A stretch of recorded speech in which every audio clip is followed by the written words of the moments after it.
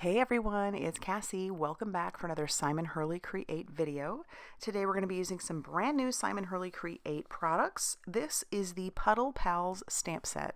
And how cute is that? We have some darling little images along with some two-step stamping and lots of great sentiments. We're going to pair that up with the brand new Breakup blue ink, which goes so great with Midnight Snack. And we're also going to bring in the brand new background called Splish Splash. So let's get started. I'm going to pull out the insides of my Misty, and then I'm going to take a little bit of washi tape and some of my stark white cardstock by Simon Hurley Create. I've cut that down to 4 1/4 by 5 1/2 inches, so that will be the full front of an A2 size card. And then I'm going to take out my background. It's red rubber, that's why you have to take your insides out of your Misty. And you could just stamp this straight onto your cardstock, but I like to use the Misty just to make sure that I don't have any mistakes. I came in with that Breakup blue, and then I'm just going to blot the edge so it's not such a harsh line.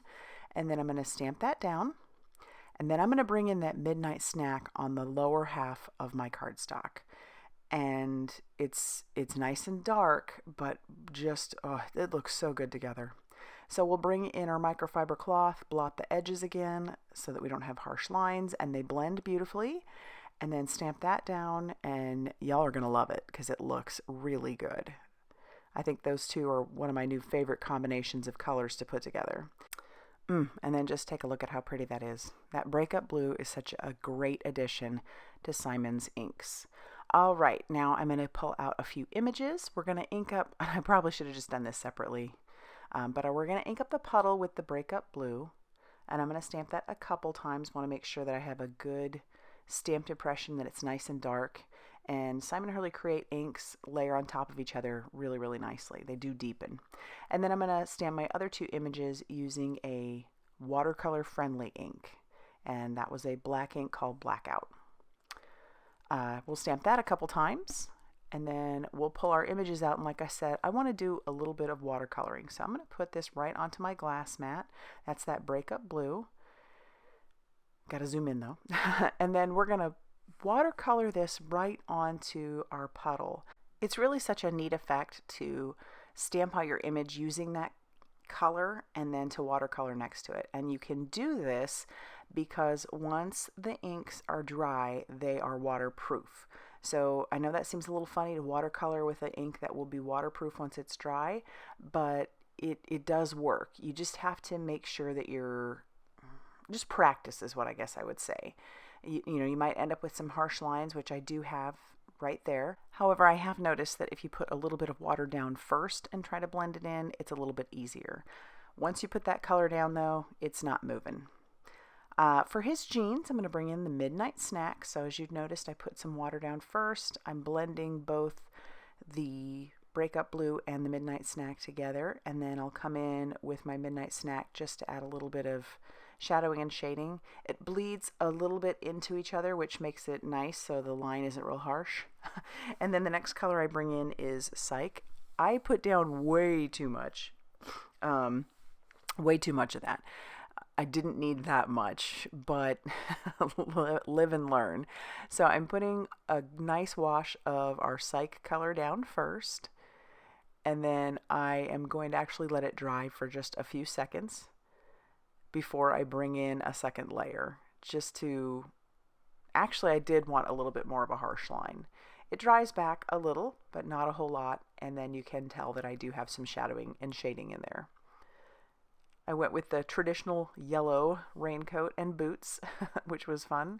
And then for his skin color, I did bring in some Slippery When Wet and also some GRRR. I have some woof in there as well that you can't see, but I don't end up using any of it. So I'm using a very watered down version of the Slippery When Wet for his skin color. And then for his hair, that's where we bring in the GRRR. And then I always do this. I realize after the fact that I forget his tongue, so I bring in some bee sting. And then our next step would be to fussy cut out all of those images. And I like to leave a light white line or a little white line around the edge of all my images, and then I just move my images and cut with those scissors. And then our next thing would be to trim down our sentiment. And now that our images are all ready to go, now we're going to start working on the shaker. So I have a piece of very lightweight vellum, and I have that cut to be bigger than my card panel.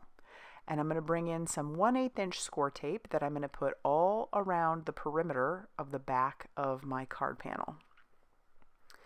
This is neat. I have never done it with vellum before, but I really like the look. So all around that perimeter, I'm lining that up. I'm going to peel off the release paper on just the 3 sides, which would be the bottom and the 2 sides. I'll leave the top intact for now. And then I realized that I'm going to have to cut those corners down because folding this over is going to make those corners really bulky. So we'll start with the bottom. To ensure that my edges have a very nice seal, I am also going to add a little bit of liquid glue over the top of that Scor-Tape. That will just make sure that it's not opening up at all. Because I do want to add some shaker bits. So I'll push that down, then we'll move on to the sides. Again, cutting down those corners. And you'll notice I don't go all the way to the corner because I do want to make sure that it folds over just a tiny bit. So again, nothing comes out. At this point, I wasn't 100% sure which elements I was going to add. I thought about adding glitter, and you very well could, as long as you don't cut right to the corner. So I'm just folding those over, making sure they're nice and secure. And because this is a lightweight vellum, I didn't have to score this ahead of time. It folds over just beautifully. Now I'm going to leave that pocket open at the top. And before I take off the release paper of that Scor-Tape, I'm going to add my shaker bits. Some of them are some little like Nouveau triangles, and then I have some sequins from my stash that I'm 100% certain you can't find anywhere now. But just look through your stash. It can be a lot of fun. All right, now that all those bits are in there, and I was pretty liberal. I put quite a bit in there, keeping in mind that this is a full front of an A2 size card. Now I can close up my shaker. And once I get that all folded over, this isn't going anywhere, and those shaker bits are in there. And it's fun. So you have that nice subdued background because you used vellum, but then the shaker bits are in there, and they're a little bit subdued as well. So now I can start attaching all of my elements to the front of my card panel. And I'm just going to do that with that same liquid glue. You could put some foam tape if you wanted, but since this is already a shaker, I figured it's probably got plenty of bulk. It's not too crazy bulky, but it has a little bit to it.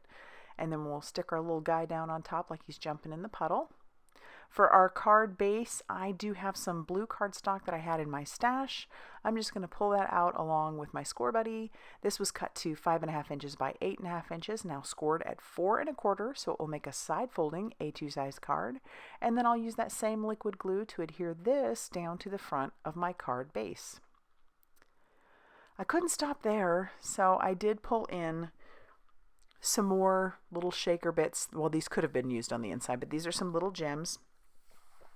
And I don't think these can be found anymore either. So again, go through your stash. And so I'll just take my liquid glue along with my Crystal Katana and just, put a few of these around, make it almost look like they're raindrops. And then once those are done, that's going to finish off our card for today. So I hope you learned something. I hope you were inspired by what we did today. Go give it a try. If you liked this video, be sure to hit that like button. Consider subscribing if you haven't already done so. And big thanks for all the love and support you guys give by liking and subscribing and heck, even watching the commercials. I do appreciate it. So I'll see you very soon in another video. Bye everybody.